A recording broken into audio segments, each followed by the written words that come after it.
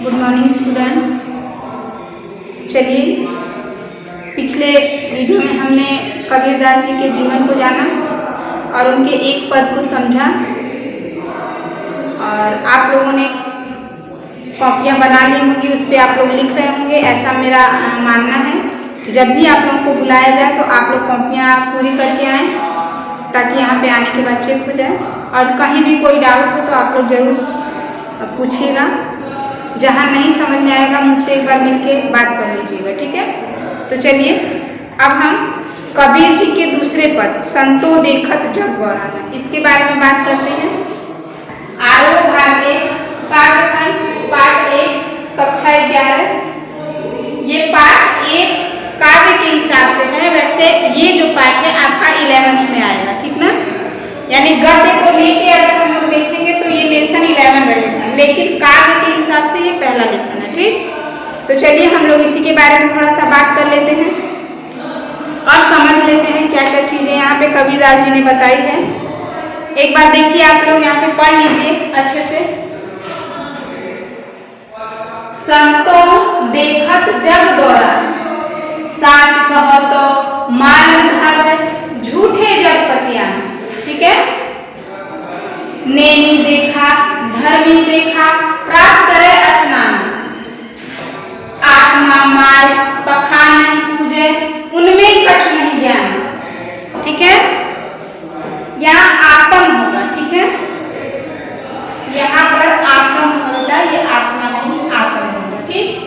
फिर बहुतक देखा पीर औलिया, पढ़े कितेब पुराण, कै मुरीद तदबीर बतावे, उनमें है जो ज्ञान,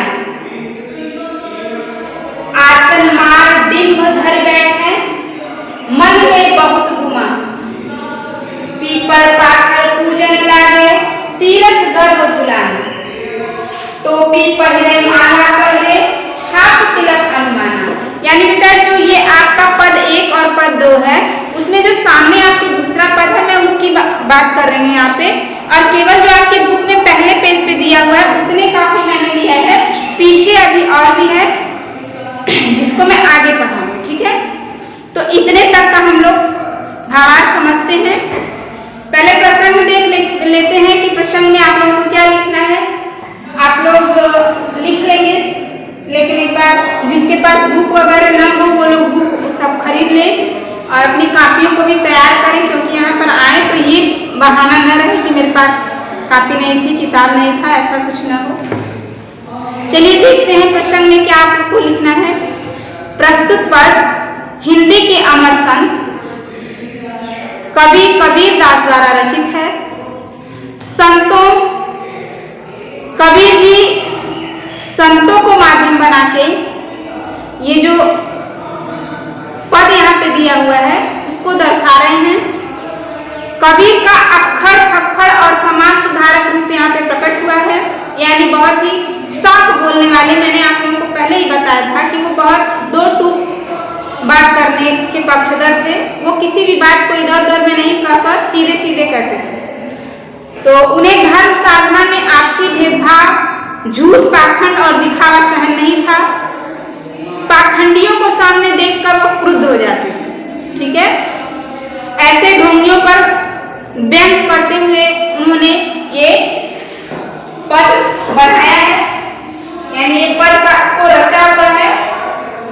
तो अब हम लोग इसका एक एक पॉइंट पहले देख लेते हैं। यहाँ पे दिया हुआ है संतों देखत जग बौराना। बौराना मतलब क्या होता है? पागल हो जाना, यानी बुद्धि भ्रष्ट हो जाना। संतों मतलब संतों देखिए, जग मतलब संसार, बौराना मतलब बुद्धि का भ्रष्ट हो जाना। साच कहो तो, साच मतलब सच, कहे तो मारन भावे, यानी मारन मतलब मारना, भावे मतलब दौड़, झूठे जग पतियाना। अगर झूठ कह रहे हैं तो ये संसार क्या पतियाना मतलब मैंने विश्वास कर लेता है। पतियाना मतलब क्या होता है?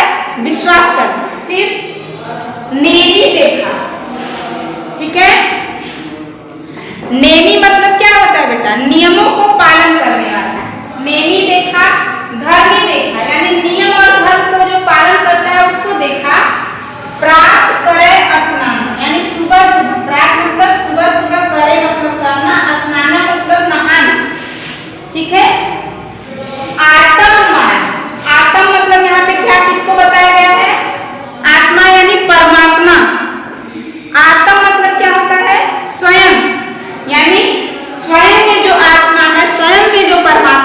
करते हैं वही, यानी आस का मतलब स्वयं, मार मतलब मारना, पखाने मतलब क्या होता है? पहाड़, पत्थर, यानी पत्थर। पूजे मतलब पूजना, उनमें कष्ट नहीं ज्ञान, यानी उनमें कोई ज्ञान नहीं। बहुतक मतलब बहुत सारे। देखा। पीर औलिया मतलब क्या होता है बेटा? धर्म गुरु और संत ज्ञानी। पीर औलिया मतलब क्या हुआ? धर्म गुरु और संत ज्ञानी। पढ़े किताब पुराना, यानी पढ़ा मतलब पढ़ना, किताब पुराना, पुराण का भी किताब पढ़ते हैं। फिर उसके बाद है कै मुरीद मतलब क्या होता है? शिष्य। मुरीद मतलब शिष्य। और तदबीर मतलब क्या होता है? उपाय। मुरीद मतलब शिष्य, तदबीर मतलब उपाय बताना, यानी कै मुरीद बनाकर यानी शिष्य बनाकर तदबीर बताना यानी उपाय बताना, उनमें वह ज्ञान, माने वह मतलब जितना ज्ञान उनमें रहता है उतना ही। आसन मतलब आसन यानी बैठ जाना, मार मतलब आसन मार के बैठना। डिम्बधर क्या होता है बेटा? दम्भ करके, आडंबर करके। डिम्बधर मतलब आडंबर करके बैठे यानी बैठना। मन में बहुत गुमाना, यानी गुमाना मतलब अहंकार। क्या होता है? मन में उनके क्या होता है? अहंकार होता है। ठीक। पीपल पाथर पूजन लागी। पीपल मतलब पीपल का पेड़, पाथर यानी पत्थर, पूजन मतलब पूजना करते हैं। तीरथ गर्व बुलाना। ठीक है। पीपल मतलब पीपल का वृक्ष, पाथर मतलब पत्थर, और पूजने लगते हैं, तीरथ गर्व बुलाना। ठीक। टोपी पहने माला करे, यानी टोपी पहन लेते हैं, माला पहन लेते हैं। छाप तिलक अन्ना, और छाप यानी छाप तिलक अन्ना यानी मस्तक पे विभिन्न प्रकार के टीका को बना लेते हैं। उसी को कबीर जी ने यहाँ पे बताया। तो चलिए इसके अर्थ को हम लोग एक बार समझते हैं कि कबीर जी इसमें क्या बता रहे हैं। तो संतो देखत जग भरा, कबीर जी कहते हैं हे संतों, हे साधु, जरा देखो तो ये सारा संसार क्या है? उसकी बुद्धि भ्रष्ट हो गई है। क्या हो गई है? वो एकदम पागल हो गए हैं। हे संतों, हे साधुओं, आप देखिए कि ये सारा जग क्या हो गया है? बौरा गया है, पागल हो गया है। साच कहो तो मारत था, यदि सही बात कही जाए तो मारने के लिए दौड़ा लेते हैं। झूठे जगपतियाना, और झूठ करते हैं तो क्या करते हैं? विश्वास कर लेते हैं। ठीक है। फिर कबीर जी कहते हैं नेमी देखा धर्मी देखा, यानी नियमों को करने वाला देखा और धर्म को करने वाला देखा। प्राप्त करे स्नाना, यानी कबीर दास जी कहते हैं कि मुझे नियम, धर्म, दिनचर्या आदि का कठोरता से पालन करने वाले बहुत संत मिले। कबीर जी इस लाइन में बोल रहे हैं कि मुझे नियम और धर्म का पालन करने वाले बहुत से साधु संत मिले। वे हर सुबह स्वयं को शुद्ध करके अपने लिए शुद्ध करने के लिए स्नान किया करते हैं, यानी प्रातः काल स्नान, अपने आप को शुद्ध करने के लिए क्या करते हैं बेटा?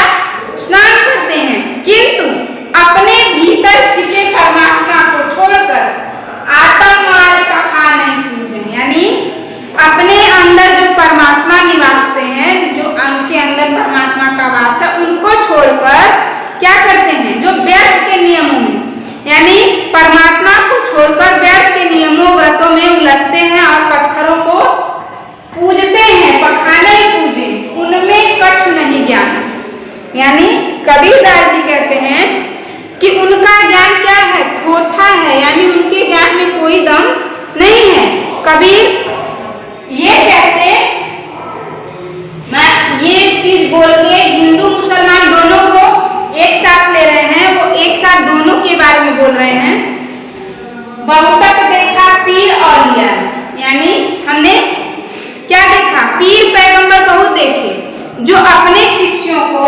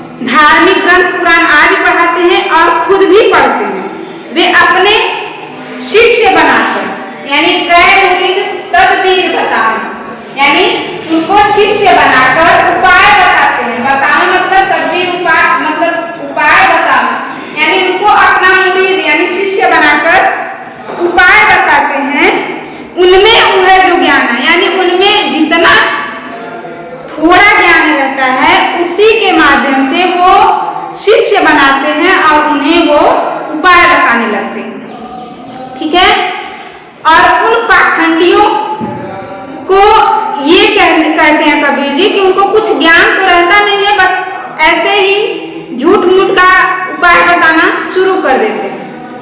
फिर उसके बाद क्या है, आसन मार डिंब धरि बैठे, यानी कुछ लोग क्या करते हैं, कुछ साधु संत क्या करते हैं कि आसन लगाए बैठ जाते हैं जिसमें मन में बहुत गुमाना, और उनके मन में क्या होता है, बहुत अहंकार भरा होता है, और लेकिन तब भी वो आसन लगा के ऐसे बैठते हैं जैसे बहुत महान साधु संत बैठे हैं।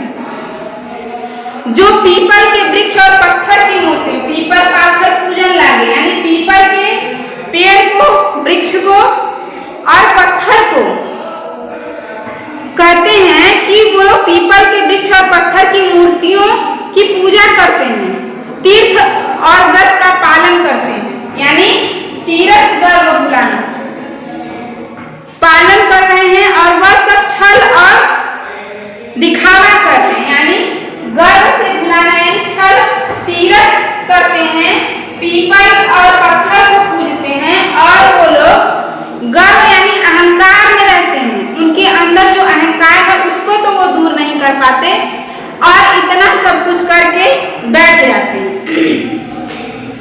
तो वही कबीर जी बता रहे हैं। फिर उसके बाद उन्होंने कहा टोपी पहने माला पहने, यानी टोपी पहन लेते हैं और माला पहन लेते हैं, छाप तिलक बनवा, और जो छाप तिलक है वो कई कई तरह का यहाँ माथे पे तिलक बना लेते हैं, जिससे एकदम ढोंगी दिखने का प्रमाण मिलता है। तो इस पद में कबीर जी ने बताया है कि आडंबर से दूर रहना है, समाज में अपने अपने धर्म को मानते हुए केवल और केवल एक परमात्मा का ही ध्यान रखना है। उनके माध्यम से ये सब चीजें यहाँ पे आई हैं, यानी उन्होंने अपने इस पूरे पद में आडंबर को और साधु संतों के ढोंगी होने का प्रमाण दिया है। किस किस तरह से वो अपने अपने आधार के अनुसार अपनी अपनी व्यवस्थाएं करते हैं, उन्हीं सब चीजों को इसमें कबीर जी ने दर्शाया है। तो कबीर जी तो अक्खर पक्का और निर्भीक थे ही, तो उनको बोलने में कोई दिक्कत नहीं थी, वो कहीं भी कुछ भी बोल देते थे। तो इतने का मैंने आप लोगों को बता दिया है, और आप सभी लोग इतना अर्थ लिखेंगे। फिर कल मैं इसके आगे वाला जो पद है उसको बताऊंगी, और उसका अर्थ लिखाने के बाद ही मैं इसका काव्य सौंदर्य और इसमें जो भी विशेष बातें होंगी उसको बताऊंगी। ठीक है बेटा? तो ठीक, आप लोग इसको अच्छे से कॉपी पे नोट करिएगा। तो चलते हैं, धन्यवाद।